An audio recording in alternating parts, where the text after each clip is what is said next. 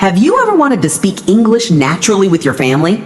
In today's lesson, you'll learn 50 real-life English conversations that families use every single day. Listen carefully, repeat after the speakers, and practice with us. By the end of this video, you'll sound more confident in everyday English. Let's begin. Good morning! Did you sleep well last night? You looked very tired yesterday, so I hope you had a good night's sleep. It's a beautiful morning and we have a busy day ahead of us.